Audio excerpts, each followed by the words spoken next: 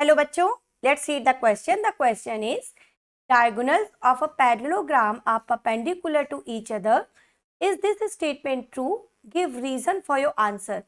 तो यहाँ पर पैरेललोग्राम के डायगोनल्स को परपेंडिकुलर दे रखा है और हमें बताना है कि स्टेटमेंट ट्रू है या नहीं। तो हम एक पैरेललोग्राम ले लेते हैं। पैरेललोग्राम में अपोजिट साइड्स इक्वल होंगी, पैरेलल होंगी और डायगोनल्स एक दूसरे को बाइसेक्ट करेंगे। ओके, ये प्रॉपर्टीज है पैरेललोग्राम की। अब इन्होंने ये कहा कि ये परपेंडिकुलर भी है डायगोनल्स। परपेंडिकुलर मींस ये वाला जो एंगल हमें दिख रहे हैं, दोनों एंगल्स ये होने चाहिए 90 डिग्री के। तो ये 90 डिग्री के हो सकते हैं या नहीं, चलिए देखते हैं।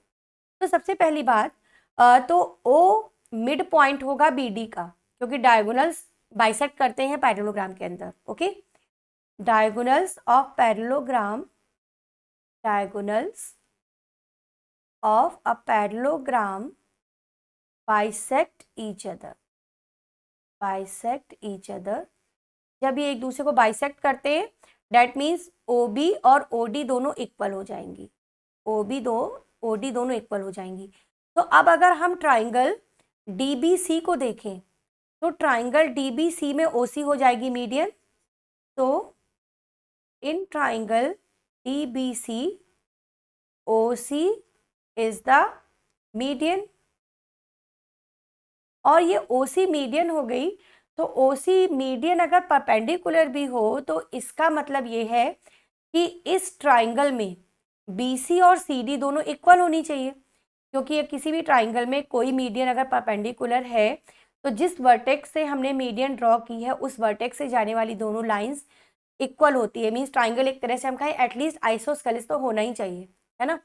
तो OC मीडियन है, तो OC मीडियन होने का मतलब ये हुआ कि if OC is perpendicular to BD then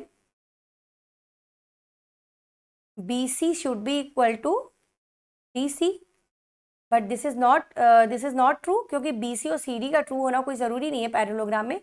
parallelogram में तो अपोजिट साइड्स पैरेलल होती हैं, but in a parallelogram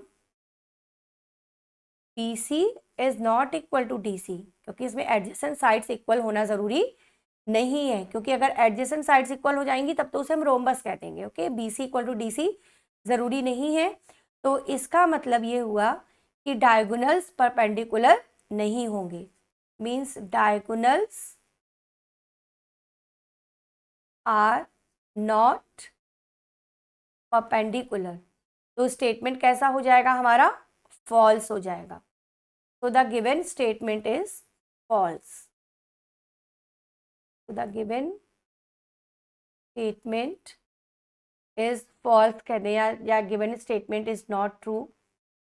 Both are the same thing. Okay. Hope you understand it well. Thank you.